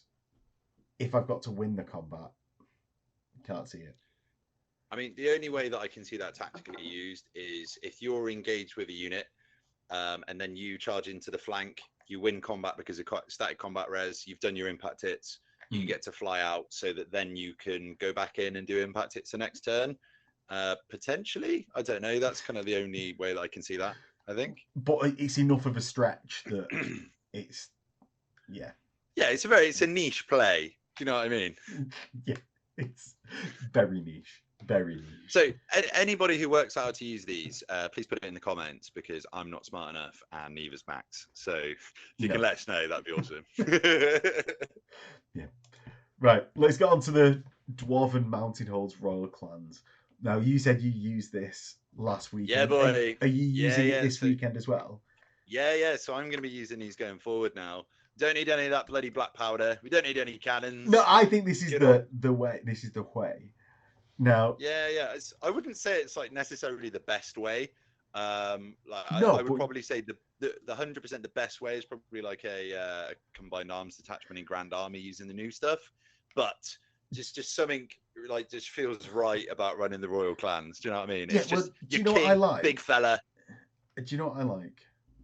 I like dwarfs painted in green using quarrelers, bolt throwers, grudge throwers, nothing with gunpowder.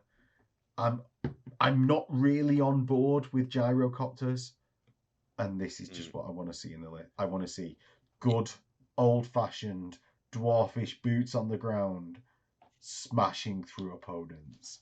So I'm currently reading The War of Vengeance, which is the War of the Beard. Yeah. And it's just I'm just basically living my War of the Beard life currently. But in like sort of White Dwarf format, or are you reading through it in like? Oh no! So there's a novel called the War of Vengeance, which is just about the entire, and it's so good. And just being able to put that on the tabletop, love it. Because that's essentially what this is. It's the Karak Hearn, which is like Alric's, King Alric's, on Shieldbearers fame. Like that was the like Asterix and Obelix model. That was the first fantasy model that I bought. Actually, was Alric on Shieldbearers. Yeah, man, he's such a classic model with his big wings on his helmet. He looks class, absolutely class. Right. Anyway, right. So what do you get? You get a new unit. You basically don't get gunpowder. You get the King's Hold. You get Dwarven warriors with Gromril weapons that will go into a second, a new unit entry as your core. And the special rules you get is when you make a charge move of 3 or more, it gains +1 strength to your characteristic of any of your Royal Clan army. In addition, riches and heirlooms, you gain an additional 25% points on runes for your character models. In addition, units that are able to purchase standards gain additional 25%, with the exception of the new unit, because that's already included. and striking a grudge. After deployment, but before the first turn, nominate a single enemy character model. For one reason or another, this individual has earned themselves a place in the Book of Grudges and must be brought to justice. But that's a grudging. That's a grudging. No, so Oh, you actually basically missed hatred off. against that. Right, go on. So Go you on. actually missed off the most important rule in all of this. Go on. So when in the Royal Clans, it says if you charge me with 3 or more, or made a follow-up move, you get +1 strength. Oh, do you know what I thought of? Like 3 or more, as in like they fall back in good order. You've followed. No. It's just if they give ground, then you get +1 strength. So if you're I'm running Longbeards, so my Longbeards were great weapons. So I'll tank a charge, but I combat res you out, so I win combat by a couple. You give ground, suddenly I'm drilled. I fan out really wide. Great weapon, strength 7. Come at me. That's a good one. I suppose that is going really fast for the dwarves. It's like, well, I've just followed up 2 inches, but that's a massive distance for me. Yeah, that is most of a turn's move. 100%. And the striking the grudge as well. So that seems a bit whimsical and like, yeah, that's cool. But you can really mess with your opponent. So if you're like, if you pick a character that's already like 400 points, they're like, that's an extra 75 points if that guy dies. It can really mess with them. Yeah, like, I think the psychological impact of that more than actually killing it can win you games. Yeah, well, if it's a character in a light unit and you can just wipe out that unit in a turn, that's then done. Extra 75 points. And that 75 points plus, say, like a standard or something like that, even if you wipe out, even if you take a light cav unit to 25%, that plus the Ancestral Grudge is a game win.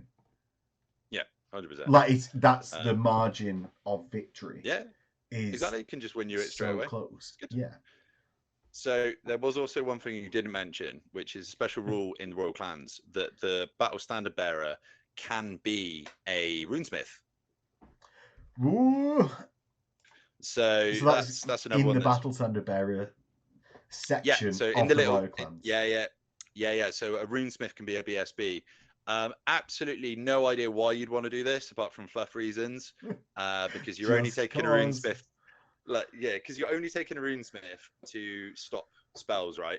Yeah. With the Rune of Spellbreaking, or just even with -1. But you can't do that if they're in combat, and the BSB wants to be in combat. Are you not? Are you, Richie, or are you not taking a BSB on Shieldbearers at the moment? Because I am. Oh, mate. When I take a BSB, 100%. Shieldbearers. So, mate, my BSB build is 379 points. Really? Yeah. No way. Right, so what have you got in your BSB? Because is this in the Dwarf Mountain Holds as well that you've got there? So this is in the Royal Clans. You can only make this in the Royal Clans because he gets the extra points. Right. Wait a minute, just let me get this up on my phone, and I'll. Right, so we'll come back in a second. Right, so we'll give you, or everyone at home, Richie's BSB. If you want to see the full list of the Mountain Holds or the Royal Clan, it'll be down in the comments. Just item up. However it turns up, however Richie sends it me. So blame him. Yeah, yeah. Sorry if it's unreadable. So basically, my Thane, who is Snorri Bear Rider. You'll see if you know my army, you'll see. So basically, he is a BSB with great weapon, full plate armor, on Shieldbearers. And then the runes that he's got is the Master Rune of Gromril, the Rune of Preservation, and the Rune of Fortitude. So what that does is means he's got a 2-up save, rerolling 1s. He can't be multi-wounded, and he can't be killing glowed, and he's also toughness 6. And then on his banner, he's got the Master Rune of Grungni, the Rune of Battle for the extra +1, and the Strollaz rune as well, which takes it to a mighty total of 379 points. Right, but he is tanky as hell. But you even think the Strollaz rune for the Vanguard move of 3 inches is worth it? Oh, mate, yeah, 100%. The Strollaz meta is beginning. Is coming. So I was talking in the Dwarf Discords the other day, and a couple of them saw my list, and they were like, "That's the first documented use of the Strollaz rune." Everyone thought it was rubbish, and then over the last couple of days, over the last week, people have been putting up their lists that they're running this week. Every single one of them has got the Strollaz rune in it, and it's like the Strollaz meta has begun. Everyone is beginning. Yeah, And, really. like it just it doesn't seem like much, but when you're in an army that is so static, that extra 3 inches at the beginning is actually quite impactful. To get that bit forward, yeah, because it's like half a turn's of movement, I suppose. Is when yes, elves might be running forward like 18 inches with their cavalry in a turn. It might be a sixth of that movement. Yeah, but it's half a turn's movement for the dwarfs. It's exactly. big. It's big, and it means also that 3 inches, if you then can march in column to the center of the board with your anvil, or even just a marching column, and not come out of the marching column with a second move, you're halfway Yeah. up the board that first turn. So if you deploy Yeah, I mean, marching column, even with vanguard, yeah, and march up, you're in. even without the anvil, you're moving 15 inches turn 1. Yeah. Oh, you mean including the dwarf cart though? Oh yeah. I mean, why wouldn't you? Right. So Like, just whenever we mention movement at any point, we assume that a dwarf cart is there. Because why would you yeah, not? there's always a dwarf cart there, guys. That's the plan. I think that speaks maybe out of this entire Arcane journal the most about the dwarf cart rather than anything else. Yeah, Because it's the it's best just thing. assumed to be there. It's just Yeah, assumed. 100%. It's like for me, it's the dwarf cart and the shooting Thane. For me, that's just the top picks in my opinion. Yeah, and do you know what? I think we've glazed over them a little bit because there's less to say about them because they're so worthwhile. And I mean, we'll get back Yeah, onto the royal clans in a second, but they're so worthwhile that there's almost not that many talking points. It's boring to talk about them because it's just yeah. obvious. It's just yes. That's just what it is. Just yes. Right. I tell you what. Let's do the last thing in the book, Richie. Let's Yep, do the sounds good. royal clan warriors. They're 10 points each. Oh, right. I'm gonna go down. Yeah, down. Right. Do you know what? I am influenced slightly by the fact that Richie just told me he was going to vote them down when we was off. But do you know why? Actually, at the end of the day, I vote them down because everything that they do, Longbeards do slightly more consistently for not too Yeah, many points more.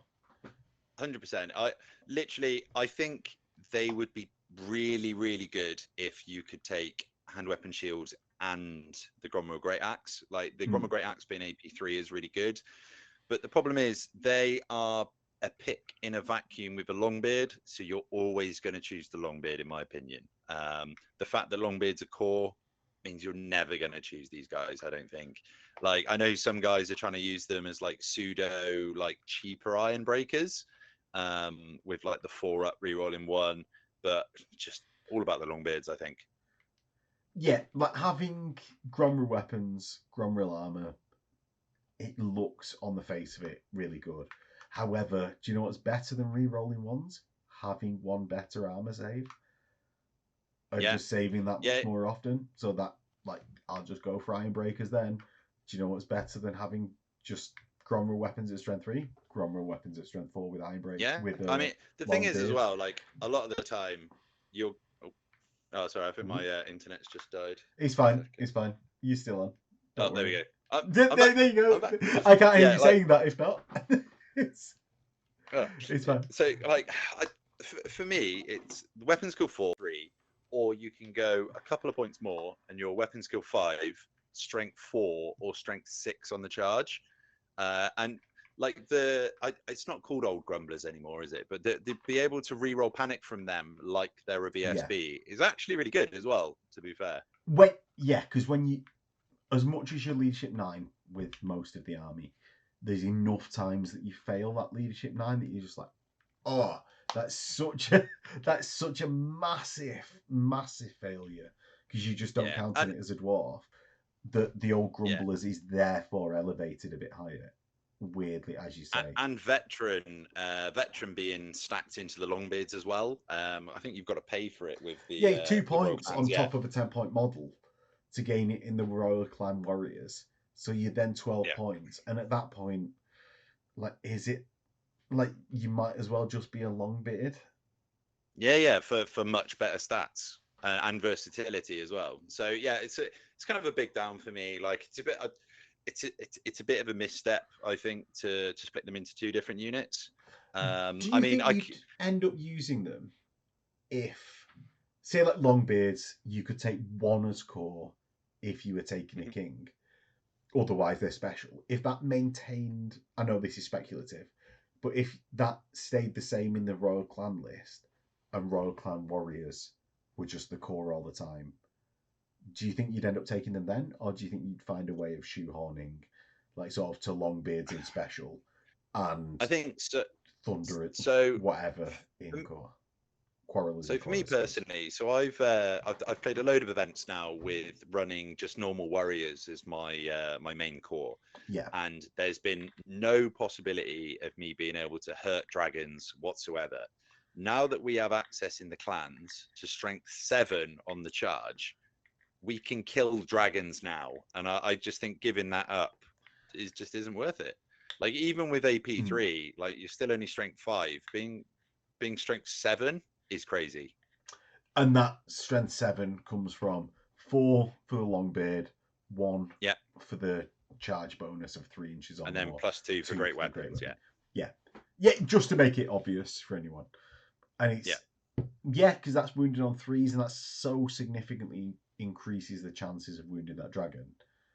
Yeah, compared to 5s or 6s, 100%. Yeah, potentially. It also needed to be then a Gromril Great Axe option on the Longbeards instead of changing out the shields on the Royal Clan warriors, instead of the Longbeards just being core. Like they need to be. I think that would have been really good. So the Royal Clan warriors are just hand, weapon, and shield done, and then the Longbeards get the option for the -3 at an extra point per model. 100% done. Yeah, agreed. Right, so that is the list done. Arcane Journal done. Except overall thoughts of the Arcane Journal, Richie, because this is one of the things, like when you critically evaluate all the Arcane Journal, I do tend to find them like, well, that's rubbish. Actually, I really like the Arcane Journal at the end. So if as a dwarf player, as a staunch, resolute, rock flag, and hold. We love some Dowie. Yeah, exactly. What do you think of the Arcane Journal? Oh, I love it. I absolutely love it. Like, so I'm not even trying to like kiss GW's ass. Like, I genuinely love it. So just being able to make the Grand Army loads better is really good. The Royal Clans gives us the opportunity now to be able to deal with dragons so much better. And the X-Force can give us some really interesting plays. And I just a completely new way to play as well that we've never been able to do before. Yeah. So it's interesting and a really mobile way to play them as well. I haven't managed to get on to like making a list. So basically on one of my friends' other YouTube channels. How dare you? What's the channel? I know. So it's Ed Fawcett from Close Order. Okay. Basically, we're running a Stunties League where it's going to be we're going to be like the Blood Bowl Stunties League. Yeah. So basically, there's going to be 4 of us. We're playing all the different variants of dwarves, and then Tom Carley's going to be playing the Chaos Dwarves, and we're going to see who comes out on top. And I've been relegated to playing the X-Force because no one else can work out how to use them. And they didn't want me using one of my good lists. You already worked out good lists. Yeah. So I've got to try and come out of a decent play. So looking forward to doing that with Ed actually. So if anyone wants to see that, that'll be over on Close Order. So right, and what I'll do is I'll drop Close Order in the description for everyone that's not seen that already. And nice. If I remember to do it in the cards as well. Now, one of the things that I was just sort of bringing up as like the overall thing of the book is because it's very easy when you're like looking at it. You sort like, not you, but like anyone that does it, myself included, I tend to be like, this bit's crap. And you tend to like, there's a lot more speaking points of like what could have been better, what could have been worse, why has it gone wrong about the negative points. So I think just like as a conclusion, I really like the dwarf list as well. Like, I don't think has there been that much wrong in any of the Arcane journals up to now. Potentially like one or two are like really, really good. But yeah, like the Tomb King's mortuary cult is proper busted. Well, this is what I mean. Like, he's too good. Like, he's because that's a negative in itself. Like, not just is like the dwarfs already like quite low on the tables. It's not too much of a problem if they're really, really good in the Arcane journals. Do you know what I find really funny? So obviously I've only played dwarves, and there's a really, I don't know if this is like it in for the general public who are just kind of picking up games with their mates and stuff, but in the tournament scene there's kind of this really weird thing, right, where everyone's like, dwarves are shit, they're bottom table, they're rubbish, but then at the same time they're like, oh, I really don't want to play against dwarves though. It's a really weird like, do you know what, you can't have it both ways. I felt that, like, playing as dwarves, I've been like, God, this is an uphill battle. What is everyone complaining about?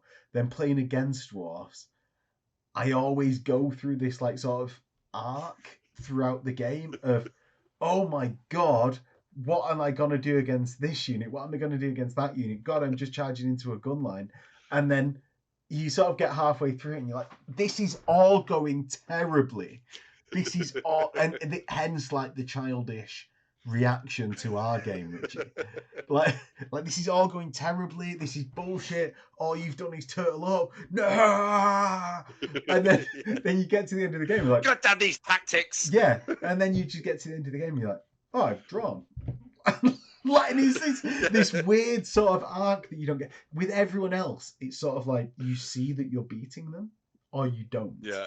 Whereas dwarves, sort of up to now in the main list, I would say dwarves give away secret points that you don't know about, and then somehow you end up beating them or drawing against them, and you never expected it.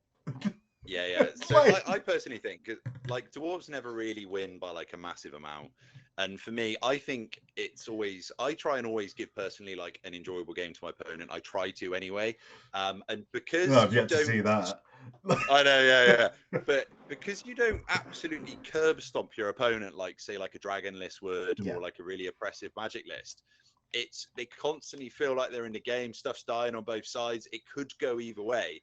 And because it could go either way, I think it's a much more kind of engaging game when you're playing against dwarves, I think. Yeah, and that's almost how games should be set up to end up being played. Yeah. Like, it's one of those things that when there is a curb stomp, well, there's something wrong going on here. Because like, either it's like players not matched up very well, but when you've played a couple of games, it's like those should have leveled out and you should be against the right opponent. And then otherwise, there is maybe something in the list if you're both trying to the same level. And I think dwarves are like, man, like we were playing Empire and Dwarfs. It was all good time. It was all peak old world. Infantry blocks on infantry blocks, baby. Exactly. Now let's close this out before both of us get in trouble, because we're now, I think, in the multiples of hours of this recording. But it's been really good. I know. I mean, I'm leaving for an event at 6 o'clock in the morning, actually. So so I've held you up till 10 o'clock. You've got and you've got to be on peak form. You're gonna have to come on and give us an event report, Richie. Well, I'll let you know how I get on, mate. As long as I don't do terribly. So if you don't hear from Richie in a while, no. Well, I managed to pull second last weekend, so that was good. Nice. Nice. It's good fun. Right. Thank you for watching, everyone. Thank you for coming on, Richie, and we'll see everyone next time. In a bit.